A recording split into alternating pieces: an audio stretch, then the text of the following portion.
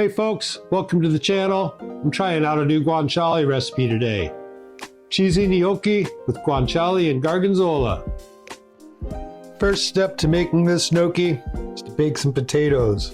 You can see I just, put some holes in with a fork, bake these at 400 degrees.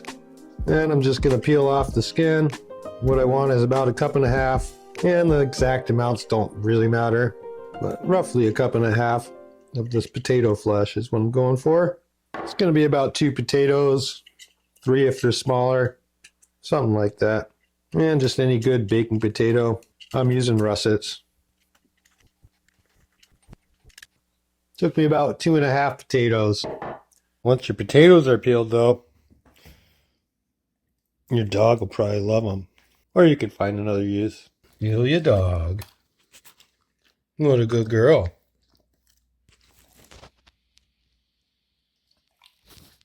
Now that I've got my potatoes, just going to put them into my food processor here. And add about 1 teaspoon of dried basil, which is actually kind of worthless. You should always use fresh basil if you can, because, dried basil is kind of crappy. 1/2 teaspoon or 5 grams of salt. 2 or 3 cloves of garlic, depending how much garlic you like and how big your cloves are. Got about 150 grams of ricotta cheese. That was 1/2 cup of ricotta cheese. 1/2 cup of Parmesan cheese grated. And that's about 50 grams or so. None of these amounts are totally critical. If you're in the ballpark, it should work out great. We go in with 1.5 cups of all-purpose flour, which is about 200 grams. And I'm going to go in with a couple of egg whites. Going to blend this on high for about a minute. Oop. Mine's getting stuck. Might have to scrape down the sides occasionally.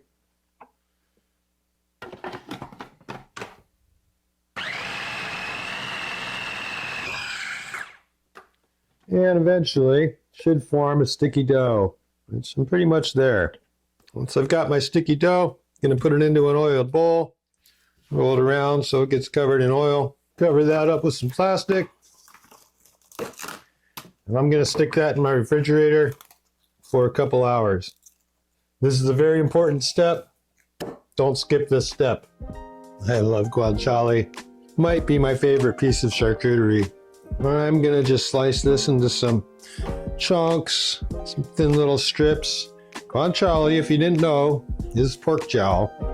Very similar in fat content to belly. May even have more fat than a pork belly, I don't know. It's very fatty. Also, it just has a very complex, deep, rich flavor. Pancetta is often used as a replacement, but it's not the same. I'm just going to cut this up because it's such a small amount left. Rather have excessive amount than be a little shy. And this is kind of excessive. I'm just going to add my guanciale to a cold pan. Heat this up over low heat so I get some good fat rendering going on. I'm going to start making my gnocchi. Okay, lightly floured my hands. Lightly floured my board. Got my gnocchi dough. I also have a lightly floured pan to put my finished gnocchi onto. So I'm just going to cut this.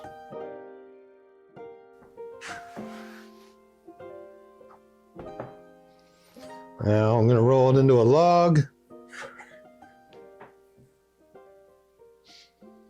Stretch it out a little bit.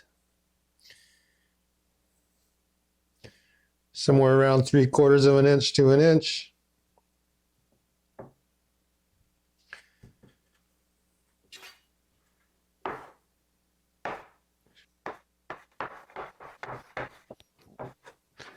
I don't have a gnocchi board, which is a little board with ridges.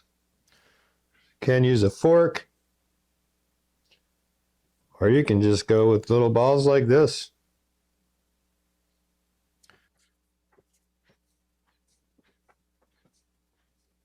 Yeah, these are huge. I'm going for little gnocchis. And I'm not going to worry about the ridges. You know, technically the ridges give you a place for sauce. I think it's going to be just fine even without that. And I've seen some people just leave them just like this, so I may do that too, because I don't know, why not? I think it's going to be just fine. As long as they're all about the same size, they should cook about the same amount of time, and I think that matters more than what size you actually make them. Okay, I'm going to lightly flour my board. Going to make another gnocchi rope.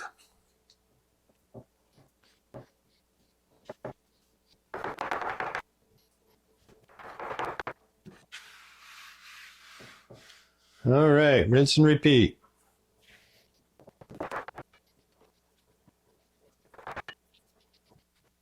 And I'm just going to cover this with a little bit more flour. Just make sure that nothing sticks together while my water is boiling. I already have a pot of water on, so I'll cook these in batches, just what'll fit in my pot, so that it can rise to the top. Won't put more in there than can rise.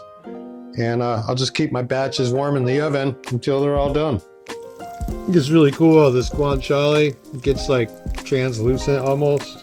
You can just...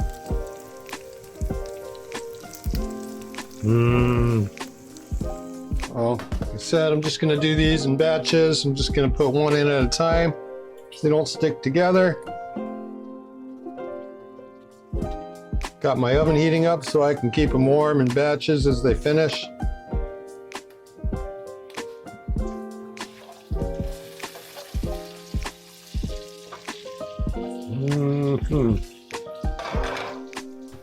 Well, you can't see that great on the camera there. But here, let me get this other one. As soon as my gnocchis start rising to the top, I'm going to start taking them out now.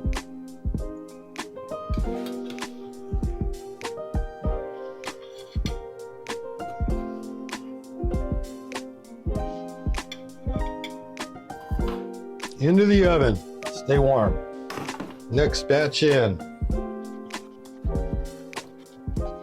Well, I hope I'm not overcrowding this pot. I might be. My guanciale has some nice color on it. I'm going to take it out.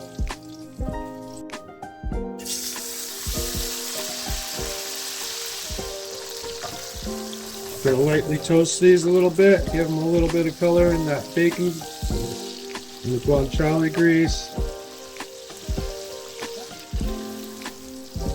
Just for a minute or two. And I'm going to do the same with the other half.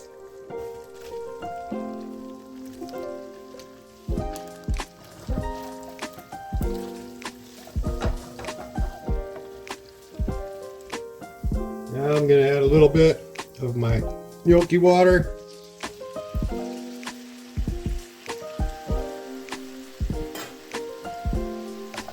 Give my cheese a little something to melt into.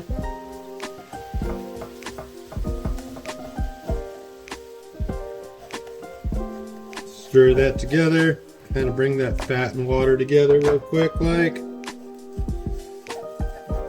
That's why you need to use the gnocchi water. It's got a little starch, which is going to help act as an emulsifier to help bring these two together.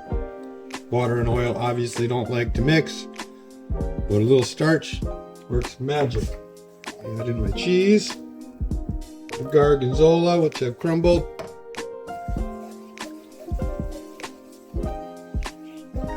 Going in with the gnocchi.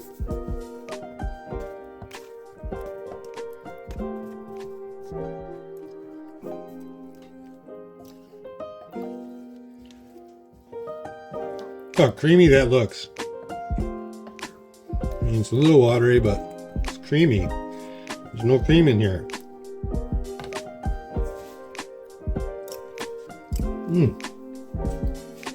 Tastes creamy, almost like wine. If there's no wine, there's no cream. Okay. Now it's time for the magic. Oh yeah, now that is looking really good. See, just took a little bit to thicken that up. Starting to thicken up a bit. See that? It's not filling in the void right away. Could be a little slower to fill it in, but give it another minute and I bet it will be slower.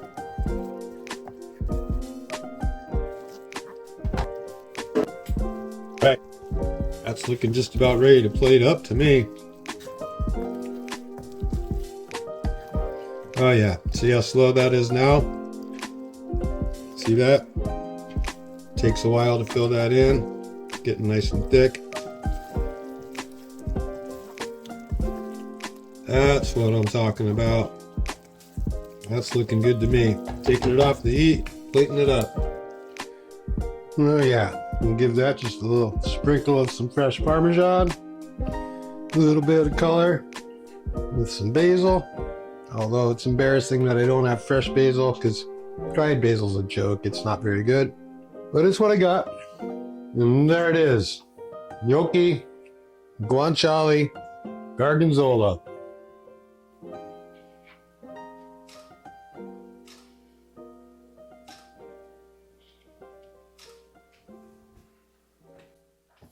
All right, let's give it a try, man. Is that oregano on top there? A little bit of basil. Basil, okay. The gnocchi, guanciale, gorgonzola. The cheese hits me first, gorgonzola. And it's got that rich backbone, the salty meat. Meat almost has like a wine taste in there. Yeah, the funk. Yeah, I see that. And there's no wine. Yeah, I definitely see that. It's creamy even though there's no cream. Almost like a fondue cheese flavor. Mm-hmm.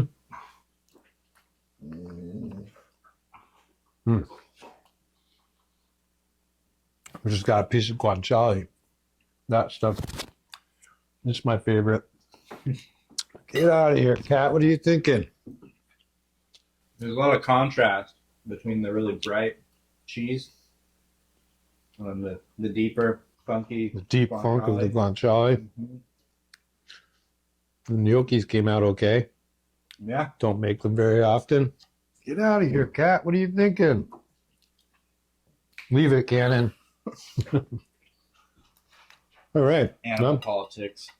turn off the camera and enjoy this meal. Good stuff. Give it a thumbs up. Subscribe. Peace.